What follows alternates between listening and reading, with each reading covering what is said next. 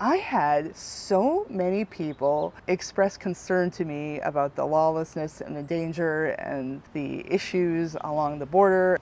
We could see Mexico from where we were staying. Hey friends, I wanted to talk about Border Patrol a little bit today. Recently, we spent a few weeks, just a few miles from the Mexican border near Big Bend National Park. It was awesome. I am telling you, what a cool experience. We did that this spring. We did it kind of at the end of high season, so it was just heating up, but not the crazy hot scorcher that it is during the summer. And we hit Big Bend on our way from Dallas out to Las Cruces. So we kind of swung by that whole area, and in the process, we went through a lot of border checkpoints and a lot of kind of immigration infrastructure.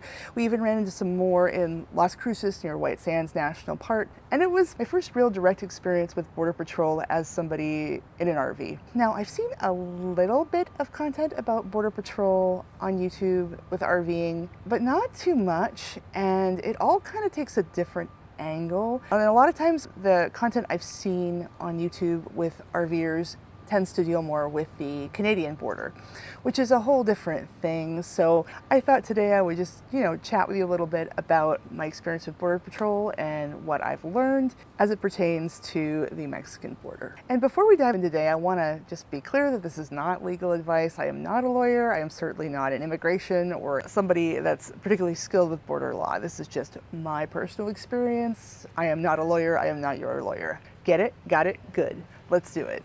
So first off, you're going to encounter this a lot if you are on I-10 anywhere near the border, which we were. The first real thing to keep in mind if you're RVing with Border Patrol is that only the driver should ever talk to the agent. The passenger should never speak unless spoken to by the border agents. Don't be cutting in, don't be chatting. It just gets too confusing. It causes too many hassles. Let the driver speak. Now, if you're asked a direct question by the border agent, then, by all means respond. So I would love to show you some footage of our travel through Border Patrol, but to the next point, you are not supposed to record them. I was shocked when I went through YouTube and I found some other RV channels that had documented their passage through Border Patrol. There was actually some footage of them talking to Border Patrol agents. You're not supposed to do that. I'm not going to name names. I'm not going to tell on them. I am many things in this life, but first and foremost, I am not a hater. But yeah, you're not supposed to do that. So if you see camera footage on YouTube of people going through Border Patrol, that's a little dicey.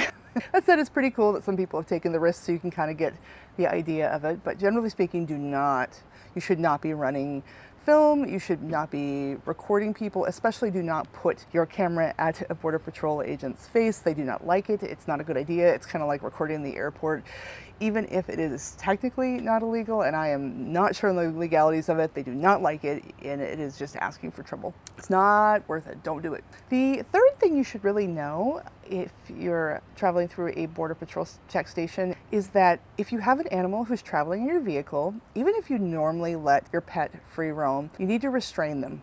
Put them in a carrier, make sure that they're taken care of, because the Border Patrol agents have drug sniffing dogs, and it's a whole recipe for disaster. You do not want that chaos, you do not want that hassle, and you do not want to cause a kerfuffle. Cat in the carrier, dog in the carrier, or at least restrained somehow. Pretty straightforward. Other than that, there are marked signs. The agent will ask you any questions they need to know. For us, when we went through, it was mostly questions about how many people were in the vehicle, to which Justin answered at the time, because we still had rat face. He answered, 2 people and a cat, and that was pretty much it. Depending on the location of the checkpoint, they might ask you about valuables or drugs or produce even, but in our case, it was mostly what they wanted to know is if we had extra people on board, which we didn't. I was prepared for them to actually look in and search more, but they didn't. I guess we must have passed some kind of vibe check. A lot of these security agents, they get training in the social sciences, so they get very good at sizing people up and looking for people who are nervous or showing some kind of signs that they might be on a mission. And apparently we just looked like a couple of goofy kids on the road. because we are.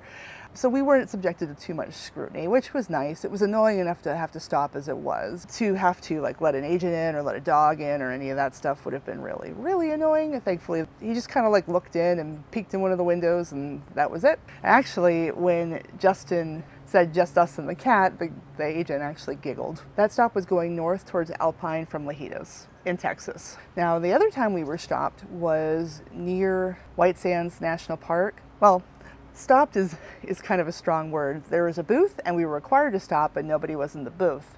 We stopped anyway until, it was clear that we could go. There was a line of people, we all stopped and then we went through. And then the third stop we had near the border was on I-10 west of Las Cruces. And we kind of pulled up and the guy just waved us through. He was at the booth, but he's like, whatever, go through. So that is the intense border scrutiny that we went through.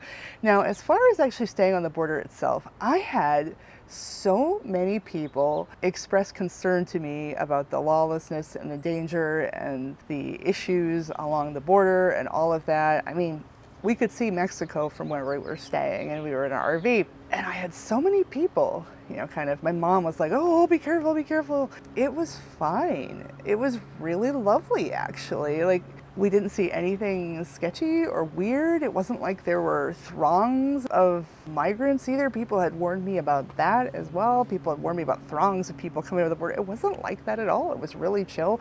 It was like anywhere else. I think sometimes people get watching the news and get on social media and they kind of amplify and they get on each other like, oh, these waves of crime. It's not like that. I can tell you. It's definitely like one of the chillest, easiest times we had. None of the locals had had any real problems with anybody. Like, it was fine. I think what was so amazing to me was the difference between the way people were talking about it online and what it was like in real life. Even people who had encountered, migrants and such, they were not keyed up that way. If that were the case, like, why would it be that so many RVers, including some really prominent RVers, will winter in Mexico? Like, it's safe. It's like anywhere else, right? You gotta exercise a little bit of caution. You've gotta use your wits about you, practice basic security measures. Don't ignore your spidey senses when you're in a situation. But I've seen far more sketchy things happening in parking lots where people are boondocking than anything I saw along the border. I'm sorry, it's just it. I do think that crime can happen anywhere, and it's good to be alert and it's good to be as safe as possible, but I think people get themselves way keyed up over something they haven't actually personally experienced, to be honest. We had a great time on the border. It wasn't even the most unsafe situation we've been in. I wouldn't have known. It was beautiful. It was great. And something else to keep in mind when you're going through the border checkpoints is that they are all different. Some of them are a stoplight. Sometimes there's a person there. Sometimes there isn't. And usually there is a car lane and a truck lane.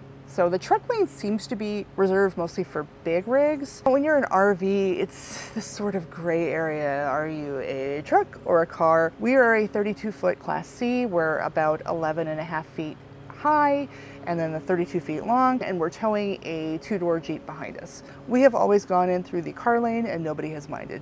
We haven't gotten into trouble. I would say the most striking thing about staying on the Mexican border was the annoying border patrol stops. For real. Like, other than that, not any different than staying anywhere else. Not some kind of wild Mad Max situation. People are spending way too much time online and getting themselves hyped up over border memes. So your mileage may vary, but just keeping it real with you, just what I noticed. It was fine. We had a really good time. Anyway, it's been great talking to you as always. Thanks for watching, and I'll see you in the next video.